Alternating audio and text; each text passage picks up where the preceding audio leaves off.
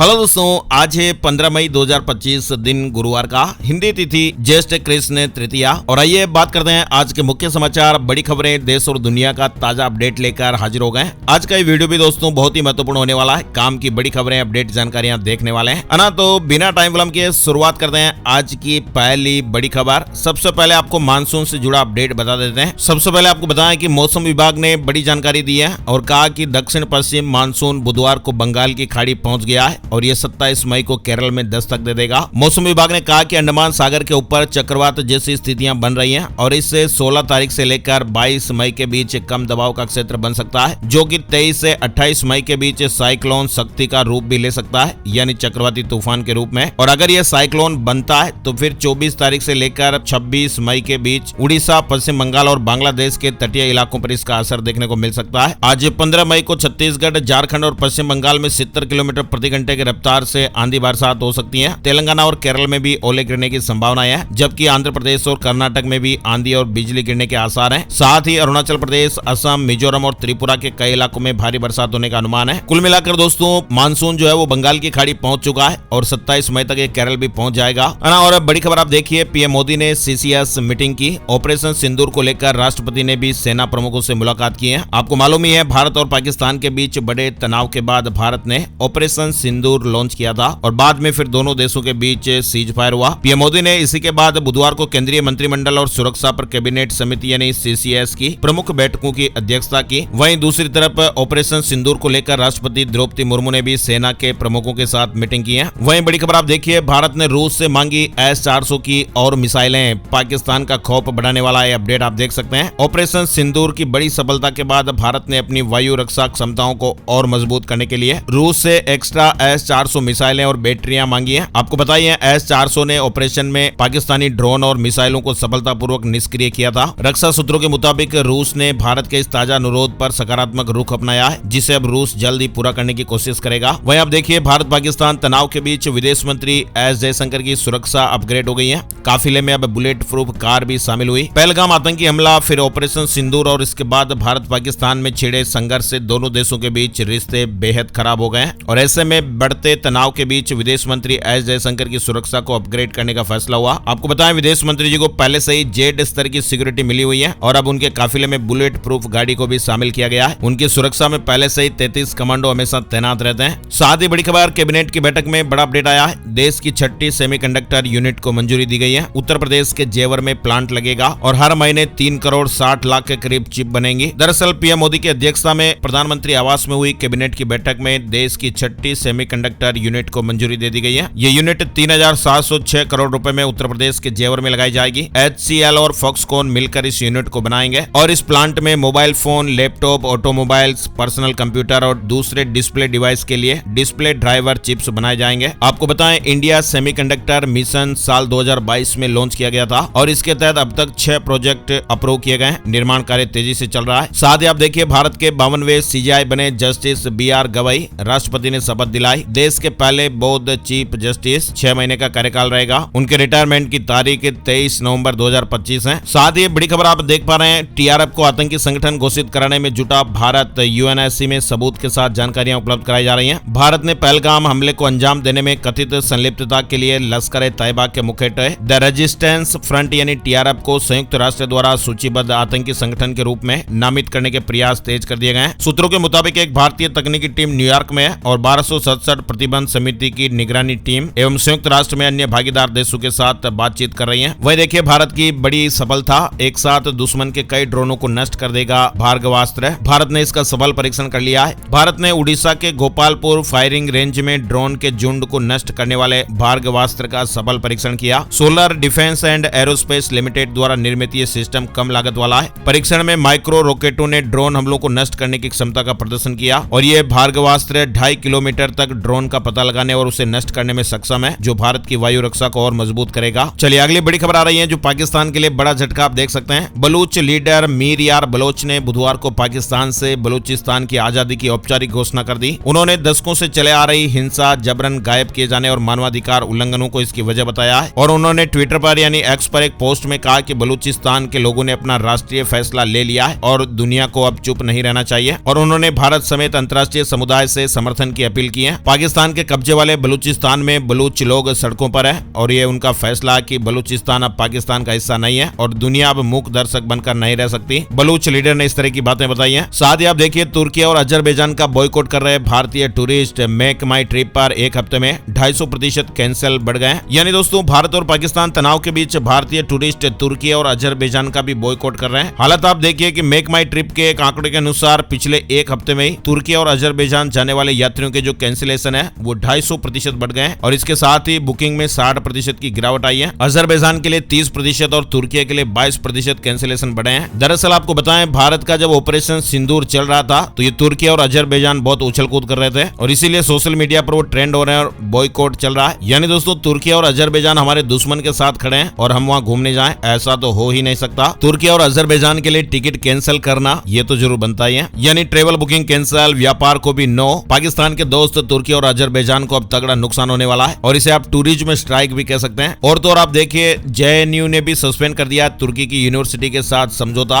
और कहा कि हम देश के साथ खड़े हैं। जवाहरलाल नेहरू विश्वविद्यालय ने भी राष्ट्रीय सुरक्षा संबंधी चिंताओं के चलते तुर्की के इनोनू विश्वविद्यालय के साथ अपने अकादमिक सहयोग को स्थगित कर दिया है। और तो और हालत देखिए आप तुर्की की, बूढ़ों से भर जाएगा पूरा तुर्की। एर्दोआन की टेंशन बढ़ाने वाली रिपोर्ट सामने आई है। तुर्की की जनसंख्या को लेकर एक चौंकाने वाली रिपोर्ट सामने आई है जिसने वहां के सरकार की चिंताएं बढ़ा दी हैं। दरअसल वहां देश में जन्म दर ऐतिहासिक रूप से गिर चुकी है और सरकार ने 2025 को परिवार वर्ष घोषित किया है और जनसंख्या संकट से निपटने के लिए तुर्की बड़े कदम उठाने की घोषणा कर रहा है। चलिए बड़ी खबर देखिए आप ईरान से आ रही है। ईरान में कोविड-19 मामलों में फिर से तेजी आने के बाद अब सरकार ने वहां पर भीड़ भाड़ वाले और बंद स्थानों पर मास्क पहनना अनिवार्य कर दिया है। स्वास्थ्य विशेषज्ञों ने वहां पर विशेष रूप से बुजुर्गों, गर्भवती महिलाओं और हृदय रोगियों को सतर्क रहने की सलाह दी है। ईरान से जुड़ी ये खबर है। उप स्वास्थ्य मंत्री ने सभी स्वास्थ्य विभागों को सख्त निगरानी और रोकथाम उपाय अपनाने के निर्देश दिए हैं। यानी दोस्तों ईरान में एक बार फिर कोरोना का खतरा मंडराने लगा है और इसीलिए वहाँ मतलब ईरान में मामलों में बढ़ोतरी हो रही है, इसलिए वहाँ सरकार और स्वास्थ्य विशेषज्ञों की चिंताएं बढ़ गई हैं और इसी के मद्देनजर वहाँ सरकार ने सार्वजनिक स्थलों पर मास्क पहनना अनिवार्य कर दिया है। खास करके भीड़ भाड़ वाले इलाकों और बंद जगहों पर लोगों को मास्क लगाकर ही आने जाने की सलाह दी गई है। चलिए भूकंप से जुड़ी एक बड़ी खबर देखिए। ग्रीस के कासोस द्वीप में बुधवार को तेज भूकंप के झटके लगे और भूकंप के झटकों की तीव्रता रिक्टर पैमाने पर 6.1 मापी गई है। 14 किलोमीटर की गहराई पर आया भूकंप इतना शक्तिशाली था कि इसे मध्य इजराइल, मिस्र, लीबिया, तुर्की और पूरे पूर्वी भूमध्य सागर में महसूस किया गया। चलिए अगली बड़ी खबर देखिए। चीन को सताने लगी एशिया पैसिफिक के अस्थिर होने की चिंता, व्हाइट पेपर जारी किया। यानी चीन ने एक व्हाइट पेपर जारी कर एशिया और प्रशांत क्षेत्र में बढ़ते भू राजनीतिक तनाव पर चिंता व्यक्त की है। पश्चिमी शक्तियों पर क्षेत्रीय अस्थिरता फैलाने का आरोप लगाते हुए चीन ने अपनी राष्ट्रीय सुरक्षा मजबूत करने पर जोर दिया है। व्यापार युद्ध और बढ़ते दबावों के बीच ये पेपर चीन की सुरक्षा चिंताओं और उसकी प्रतिक्रियाओं को उजागर कर रहा है। वहीं आप देखिए IMF ने पाकिस्तान को 7 दिन में दूसरा लोन दे दिया, यानी जो लोन की किस्तें थी वो दूसरी और मिल गई। 8,400 करोड़ की किस्त जारी हुई। वहीं मध्य प्रदेश हाईकोर्ट के आदेश पर मंत्री विजय शाह पर FIR दर्ज हो गई है। मध्य प्रदेश हाईकोर्ट के आदेश के बाद आखिरकार पुलिस ने बुधवार रात करीब 11 बजे मध्य प्रदेश के मंत्री विजय शाह के खिलाफ FIR दर्ज कर ली है। मंत्री विजय शाह ने कर्नल सोफिया कुरैशी पर विवादित बयान दिया था।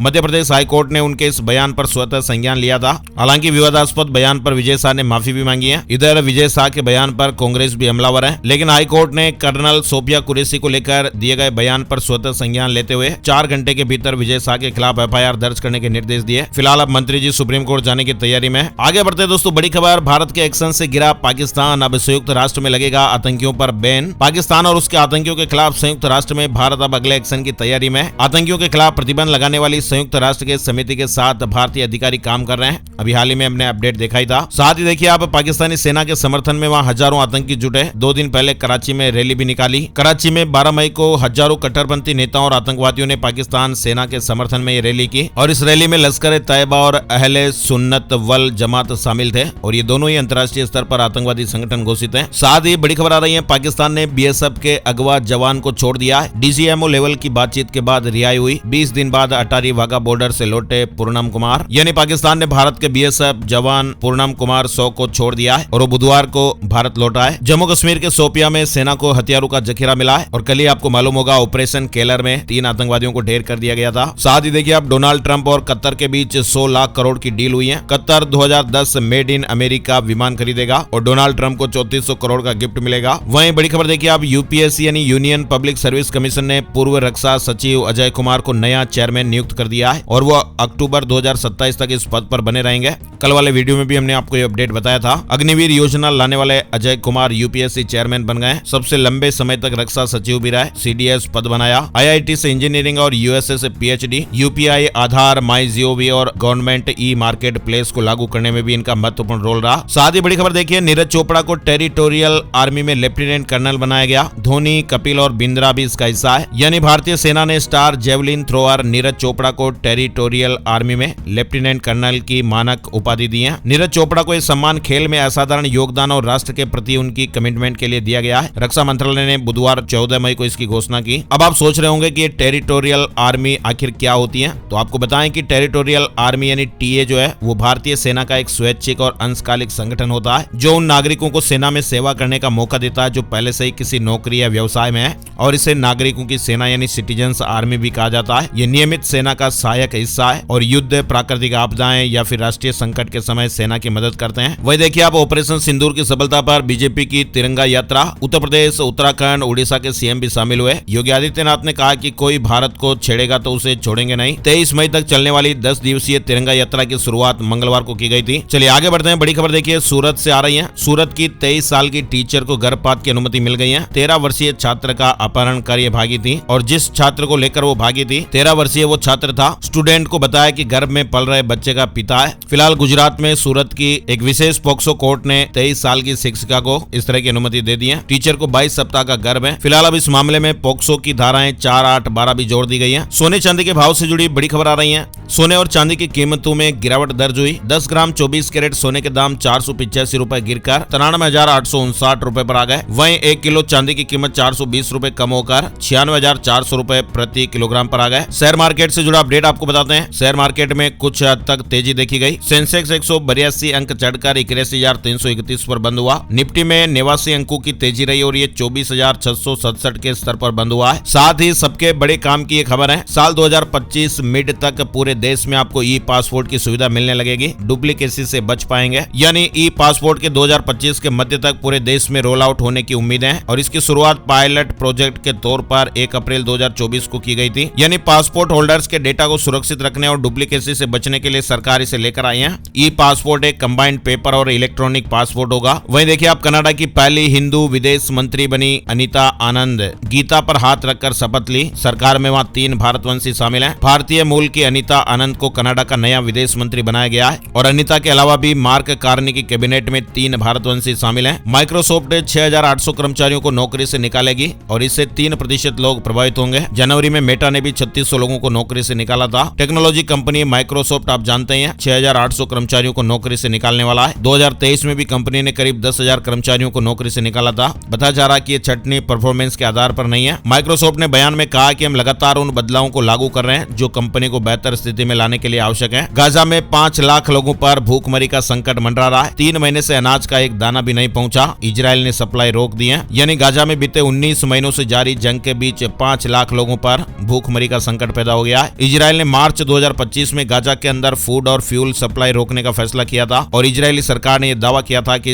इससे हमास कमजोर होगा। फिलहाल आपको बताएं गाजा के हालात पर 12 मई को संयुक्त राष्ट्र ने एक रिपोर्ट पेश की और उस रिपोर्ट के मुताबिक अगर इजराइल पाबंदियां नहीं हटाता है तो गाजा में हर 5 में से 1 व्यक्ति भूखमरी की चपेट में आ सकता है और साथ ही 21 लाख लोगों को अकाल का सामना भी करना पड़ सकता है। आपको बताएं साल 2023 अक्टूबर में शुरू हुए इस इजराइल हमास संघर्ष में अब तक 61,000 से ज्यादा लोगों की जानें जा चुकी हैं। गुजरात से बड़ी खबर आ रही है। गुजरात में संदिग्ध गतिविधियां चला रहा था मौलाना अरेस्ट। जी हां, पाकिस्तान, अफगानिस्तान और बांग्लादेश के साथ व्हाट्सएप ग्रुप से जुड़ा हुआ था। फिलहाल मदरसा पर बुलडोजर चल गया है। मौलाना को अरेस्ट कर लिया गया और गुजरात एटीएस आगे की जांच कर रही है। वहीं देखिए आप दोस्तों, जलवायु परिवर्तन का असर है। केला उत्पादन पर संकट के बादल मंडरा रहे हैं। 2080 तक नष्ट हो जाएंगे 2/3 क्षेत्र। दुनिया भर में लोकप्रिय फल केला के उत्पादन पर अब संकट के बादल मंडरा रहे हैं। अंतर्राष्ट्रीय संस्था क्रिश्चियन एड की एक शोध के मुताबिक ये पता चला है, जिसमें कहा गया कि दक्षिण अफ्रीका और कैरिबियाई द्वीप समूह में जलवायु परिवर्तन के कारण 60% यानी करीब 2/3 केला उत्पादन क्षेत्र नष्ट हो सकता है और केला उगाने वाले क्षेत्रों में जलवायु संकट के कारण दुनिया में केले की उपलब्धता में कमी देखी जाएगी। साथ ही आप देखिए रेलवे मंत्रालय ने बड़ा अपडेट दिया है। रेल मंत्रालय ने दिव्यांग यात्रियों को दी जाने वाली रियायतों को लेकर यह महत्वपूर्ण निर्णय लिया है। रेलवे द्वारा जारी एक बयान में बताया गया कि अब रियायती फॉर्म में मानसिक रूप से अक्षम व्यक्ति की जगह बौद्धिक रूप से अक्षम व्यक्ति शब्द का उपयोग किया जाएगा। वहीं 4 धाम यात्रा से जुड़े अपडेट भी चल रहे हैं। उच्च हिमालय क्षेत्रों में स्थापित केदारनाथ, बद्रीनाथ, गंगोत्री और यमुनोत्री धाम के अलावा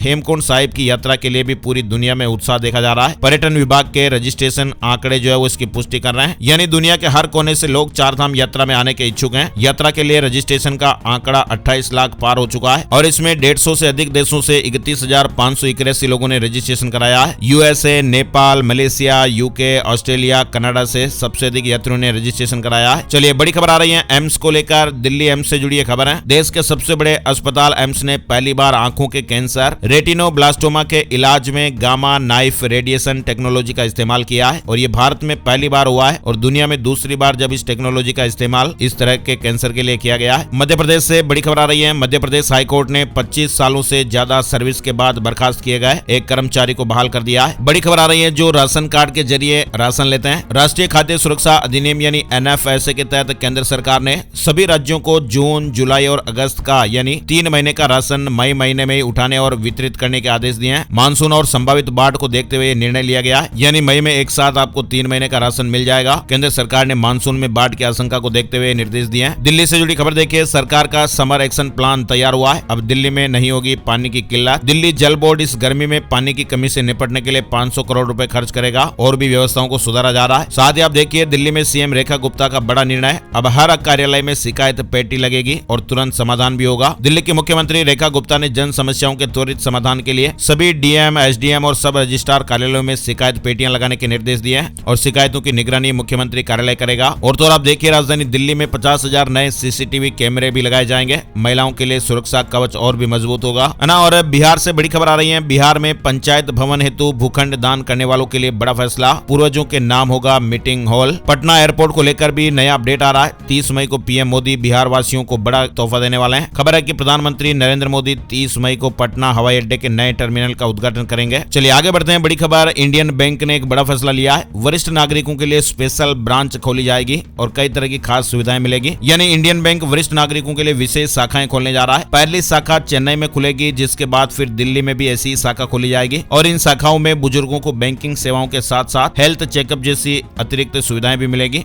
और नक्सलवाद के खिलाफ सबसे बड़ी जीत आप देखिए। छत्तीसगढ़ तेलंगाना बॉर्डर के करे गुटा के पहाड़ पर 24 दिनों तक चले ऑपरेशन में फोर्स ने 31 नक्सलियों को मार गिराया। इनमें से 28 नक्सलियों की पहचान हो गई है। हिमाचल प्रदेश से बड़ी खबर, छात्रवृत्ति घोटाले में सीबीआई के रडार पर कई और प्राइवेट संस्थान आ चुके हैं। 30 मई को स्टेटस रिपोर्ट दायर की जाएगी। महिंद्रा बोलेरो का बोल्ड एडिशन पेश हो गया है। कई सारे प्रीमियम फीचर्स और ऑल ब्लैक थीम इंटीरियर देखने को मिलेगा। गुजरात से जुड़ी बड़ी खबर आ रही है। अब थानों के चक्कर नहीं काटने पड़ेंगे। पुलिस के पास ऑनलाइन शिकायत कर सकेंगे। पीड़ित पोर्टल और ऐप लॉन्च कर दिया गया है। गुजरात के मुख्यमंत्री भूपेंद्र पटेल ने नागरिक केंद्रित सेवाओं को बेहतर बनाने के लिए आई प्रगति और तेरा तुझको अर्पण पोर्टल और साथ ही फ्रीज किए गए बैंक खातों को खोलने का अनुरोध करने के लिए एक ऐप लॉन्च किया है। ये पोर्टल और ऐप धोखाधड़ी पीड़ितों और शिकायतकर्ताओं को पुलिस थानों के चक्कर नहीं काटने की सुविधा देंगे। साथ ही एसएससी से जुड़ा अपडेट भी आ रहा है। कर्मचारी चयन आयोग ने वन टाइम रजिस्ट्रेशन के संबंध में एक महत्वपूर्ण नोटिस जारी कर दिया है। ऑफिशियल वेबसाइट पर जाकर आप डिटेल देख लीजिएगा। नोटिस में कहा गया कि 2025 परीक्षा चक्र से वन टाइम रजिस्ट्रेशन यानी ओटीआर आधार सक्षम होगा। साल 2025 और उसके बाद से होने वाली परीक्षाओं के लिए वन टाइम रजिस्ट्रेशन की प्रक्रिया आधार के माध्यम से होगी और ये व्यवस्था 2 जून 2025 से लागू हो जाएगी। इधर देखिए भोपाल, रायसेन और मंदसौर, नीमच में भी तेज बरसात देखने को मिली है। इंदौर और नर्मदापुरम संभाग में भी कई जगहों पर बूंदाबांदी हुई। मध्य प्रदेश में मानसून की एंट्री 15 जून तक हो सकती है। झारखंड के 12 जिलों में हीट वेव का येलो अलर्ट। 15 मई से कई इलाकों में बारिश की संभावनाएं भी बनेगी। और हिमाचल प्रदेश में कॉन्ट्रैक्ट भर्ती खत्म हो गई है। नई ट्रेनी रिक्रूटमेंट पॉलिसी नोटिफाई हो गई। कार्मिक विभाग ने आदेश जारी कर दिए हैं। हिमाचल में सरकारी नौकरी के लिए नई पॉलिसी नोटिफाई कर दी गई है और इसी के साथ ही साल 2003 से चली आ रही कॉन्ट्रैक्ट रिक्रूटमेंट पॉलिसी भी खत्म हो गई। प्रदेश में अब भर्ती नए नियमों के अनुसार होगी, यानी अब ट्रेनी भर्ती पॉलिसी के तहत नई नौकरियां मिलेगी। हरियाणा में भी 7,596 पदों पर जल्द ही सरकारी भर्ती होगी। ग्रुप डी के पदों के लिए भर्ती होने वाली है और जल्द ही इसके लिए विज्ञापन भी जारी हो जाएगा। 7,596 पदों पर भर्ती को लेकर अपडेट है। वही देखिए आप हरियाणा के उद्यमियों के लिए भी गुड न्यूज आ रही है। एनओसी के लिए चक्कर नहीं लगाने पड़ेंगे। सभी जिलों में सिंगल विंडो सिस्टम की शुरुआत होने जा रही है। छत्तीसगढ़ के साहित्यकार और कलाकारों को अब 5,000 रुपए की पेंशन मिलेगी। साय कैबिनेट की बैठक में औद्योगिक विकास नीति में संशोधन को भी मंजूरी दी गई है। इसके अलावा शिक्षा गुणवत्ता अभियान भी शुरू होगा। छत्तीसगढ़ से बड़ी खबर देखिए आप। मुख्यमंत्री विष्णुदेव साय की अध्यक्षता में बुधवार को मंत्रालय में कैबिनेट की बैठक हुई और इस बैठक में कई महत्वपूर्ण फैसले लिए गए। छत्तीसगढ़ प्रदेश के साहित्यकारों और कलाकारों को दी जाने वाली पेंशन को 2,000 रुपए से बढ़ाकर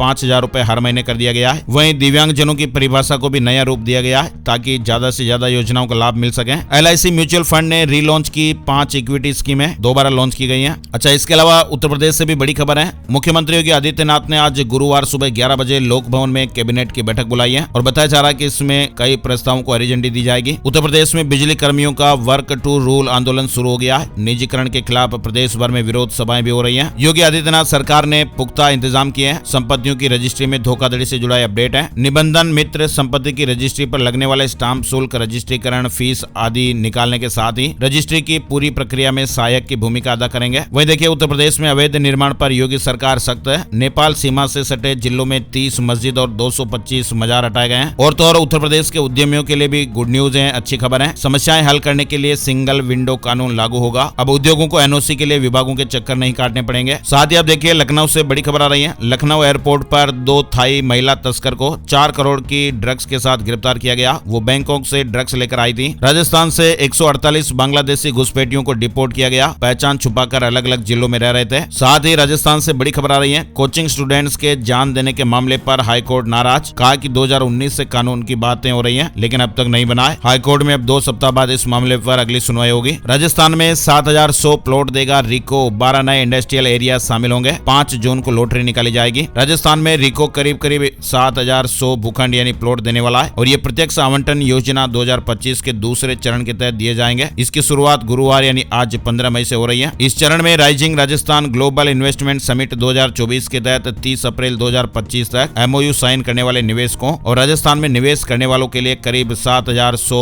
औद्योगिक भूखंड ऑनलाइन आवेदन के जरिए आवंटित किए जाएंगे। ये प्लॉट राज्य के 98 औद्योगिक क्षेत्रों में उपलब्ध हैं। साथ ही आप देखिए, जयपुर एयरपोर्ट पर पैसेंजर्स को अनलिमिटेड फ्री वाईफाई की सुविधाएं भी मिलने लगेगी। राजस्थान में एग्रीकल्चर की पढ़ाई करने वाली छात्राओं को प्रोत्साहन राशि मिलेगी। कक्षा 11वीं से लेकर पीएचडी करने वालों को ये सुविधा दी जाएगी। राजस्थान में ग्रामीण और शहरी अंचल की आर्थिक रूप से कमजोर वर्ग की ऐसी छात्राएं जो 10वीं कक्षा उत्तीर्ण करने के बाद 11वीं में एग्रीकल्चर विषय यानी कृषि विषय लेना चाहती हैं और कृषि संकाय में ही उच्च अध्ययन करना चाहती हैं, तो उन्हें यह प्रोत्साहन राशि मिलेगी। 31 जनवरी 2026 तक आवेदन कर सकते हैं। राजस्थान रोडवेज ने यात्रियों को बेहतर सुविधाएं देने के लिए 300 नई बसों के लिए चेसिस खरीदने के आदेश जारी किए हैं। राजस्थान लोक सेवा आयोग की ओर से निकाली गई जनसंपर्क अधिकारी के पदों पर भर्ती के लिए परीक्षा 17 मई को होने वाली है। जयपुर में 75 केंद्रों पर 19,318 के लगभग अभ्यर्थी परीक्षा देंगे। जयपुर के अलावा उदयपुर और अजमेर में भी एग्जाम सेंटर बनाए गए हैं। वहीं राजस्थान में खाद्य सुरक्षा योजना के अपात्र लोगों को अब अंतिम मौका। जो लोग फर्जी राशन उठा रहे हैं उनके लिए अंतिम मौका है। 31 मई तक अपना नाम लिस्ट से हटवा सकते हैं, वरना फिर तारीख निकलने के बाद जो लोग फर्जी राशन उठा रहे हैं उन पर वसूली कार्रवाई होगी। इधर देखिए, आप बेंगलुरु में मिले 8000 करोड़ के निवेश प्रस्ताव। सीएम ने कहा कि 19,000 लोगों को रोजगार मिलेगा। मध्य प्रदेश से जुड़ा अपडेट है। मुख्यमंत्री डॉक्टर मोहन यादव ने बुधवार को बेंगलुरु में भारत अर्थ मूवर्स लिमिटेड को रायसेन जिले में रेलवे कोच के लिए भूमि आवंटन पत्र सौंपा है। साथ ही मध्य प्रदेश से जुड़ा एक और अपडेट देखिए। मुख्यमंत्री डॉक्टर मोहन यादव आज 15 मई को रीवा आएंगे, जिसके बाद शाम तक फिर सीधी जिले के कार्यक्रमों में भी भाग लेंगे। सीधी खुर्द में आयोजित समारोह में मुख्यमंत्री जी सिंगल क्लिक के माध्यम से